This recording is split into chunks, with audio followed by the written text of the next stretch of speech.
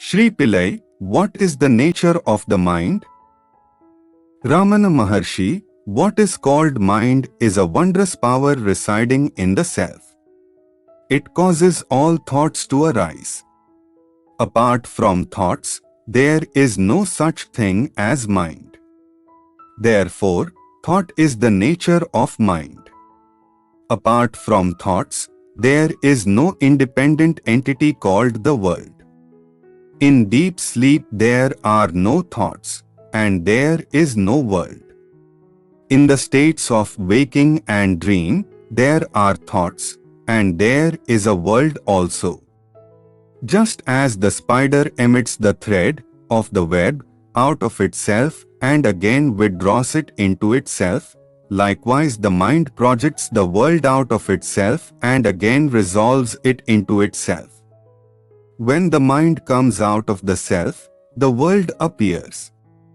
Therefore, when the world appears to be real, the self does not appear, and when the self appears, shines, the world does not appear.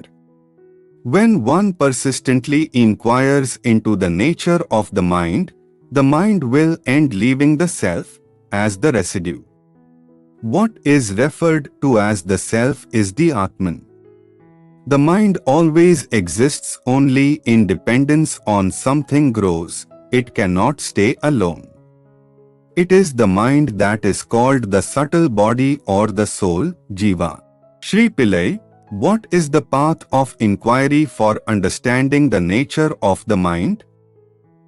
Ramana Maharshi, that which rises as I in this body is the mind. If one inquires as to where in the body the thought I rises first, one would discover that it rises in the heart. That is the place of the mind's origin. Even if one thinks constantly I, one will be led to that place. Of all the thoughts that arise in the mind, the I thought is the first. It is only after the rise of this that the other thoughts arise. It is after the appearance of the first personal pronoun that the second and third personal pronouns appear. Without the first personal pronoun there will not be the second and third. Sri Pillai, how will the mind become quiescent?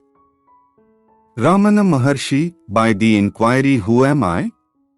The thought who am I will destroy all other thoughts, and like the stick used for stirring the burning pyre, it will itself in the end get destroyed.